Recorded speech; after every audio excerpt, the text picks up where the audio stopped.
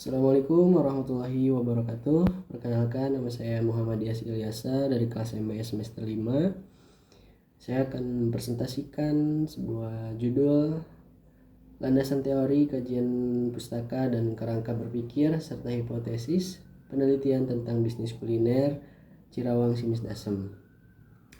Baik, sebelum kita ke slide selanjutnya, alangkah baiknya kita membuka presentasi ini dengan kalimat basmalah. Bismillahirrahmanirrahim. Berikutnya yaitu pembahasan tentang landasan teori bisnis kuliner. Yang pertama, kita harus ketahui terlebih dahulu landasan teori adalah sekumpulan konsep, asumsi, dan proposisi yang digunakan untuk menjelaskan fenomena dalam suatu penelitian. Landasan teori memberikan dasar yang kuat bagi peneliti untuk merumuskan hipotesis dan menjelaskan hubungan antar variabel yang akan kita teliti.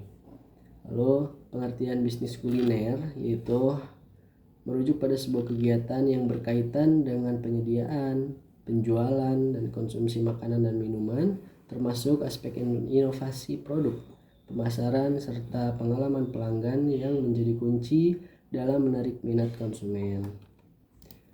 Berikutnya adalah landasan teori bisnis kuliner. Yang akan kita bahas itu teori pemasaran dalam bisnis kuliner. Yang pertama ada pentingnya pemasaran. Kenapa penting? Karena dalam bisnis kuliner berfungsi untuk menciptakan kesadaran merek, menarik pelanggan, dan membangun loyalitas melalui strategi komunikasi yang efektif dan penawaran produksi yang menarik. Yang kedua ada segmentasi pasar. Segmentasi pasar ini kunci untuk menargetkan konsumen yang tepat, terutama dalam bisnis kuliner yang viral tentunya, yaitu bisnis kuliner makanan pedas, di mana preferensi rasa dan pengalaman kuliner dapat bervariasi secara signifikan. Yang ketiga ada strategi pemasaran digital. Strategi pemasaran digital ini menjadi sangat penting dalam mempromosikan bisnis kuliner. Kemungkinan interaksi langsung dengan pelanggan dan memperluas jangkauan pasar secara efisien. Berikutnya yaitu faktor-faktor yang akan mempengaruhi keberhasilan bisnis kuliner. Ada 3. Yang pertama yaitu kualitas produk. Tentu kualitas produk ini mulai dari bahan baku, cita rasa, masakan menjadi faktor utama yang menentukan kepuasan yang pelanggan dan keberhasilan bisnis kuliner, terutama dalam segmen kuliner makanan pedas. Yang kedua yaitu inovasi menu. Tentu inovasi dalam sebuah masakan sangat penting gitu. Harusnya kita bervariasi dalam memilih menu, rasa, dan penyajian sehingga dapat menarik perhatian konsumen dan meningkatkan daya saing di pasar kuliner.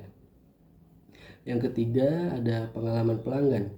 Pengalaman pelanggan ini mulai dari pelayanan hingga suasana tempat makan berkontribusi besar terhadap loyalitas pelanggan dan reputasi bisnis di kuliner masakan pedas.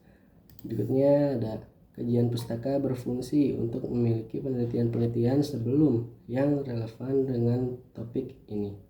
Yang pertama yaitu ada definisi kuliner pedas. Kuliner pedas merujuk pada makanan yang menggunakan bumbu pedas sebagai komponen utama yang tidak hanya memberikan rasa tetapi juga menciptakan pengalaman gastronomi yang unik bagi konsumen. Yang kedua, makanan pedas ini menjadi tren konsumsi di kalangan masyarakat. Terdapat peningkatan minat terhadap kuliner pedas di kalangan remaja tentunya, yang dipengaruhi oleh faktor budaya, kesehatan, dan eksplorasi yang lebih beragam. Berikut ada studi kasus bisnis kuliner pedas di Indonesia yang saya akan mencontohkan, yaitu salah satunya menganalisis bisnis yang bernama Cirawang Simis Dasem atau Hamis Lada Hasem. Studi kasus ini mengeksploitasi strategi pemasaran, inovasi produk, serta faktor keberhasilan yang diterapkan oleh Cirawang Simis Dasem, terutama yang berada di cabang kota Bogor, Ciamas, menghadapi persaingan di industri kuliner pedas di Indonesia, serta dampak terhadap kepuasan pelanggan dan pertumbuhan bisnis. Berikutnya,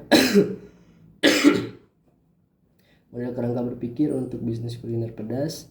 Kerangka berpikir adalah penjelasan mengenai bagaimana berbagai teori dan kajian pustaka saling terkait dan berkontribusi terhadap pemahaman fenomena yang diteliti.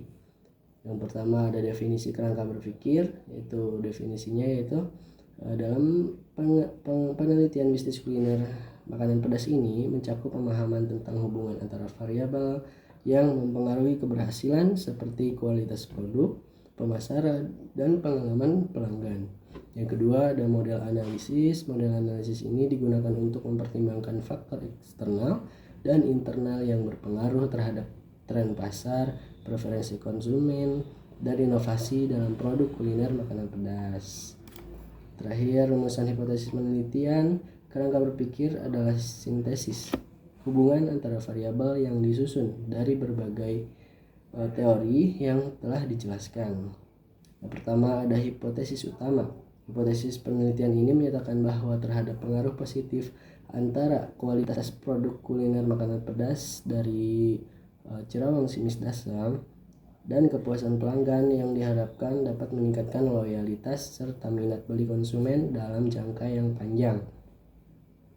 Kemudian variabel pendukung. Selain itu, hipotesis juga mencakup bahwa strategi pemasaran yang efektif berperan signifikan dalam meningkatkan visibilitas dan daya tarik bisnis kuliner sehingga berkontribusi terhadap pertumbuhan penjualan yang reputasi merek di pasar. Oke, sekian presentasi dari saya pribadi. Mohon maaf atas segala kekurangannya. Terima kasih atas perhatiannya. Wassalamualaikum warahmatullahi wabarakatuh.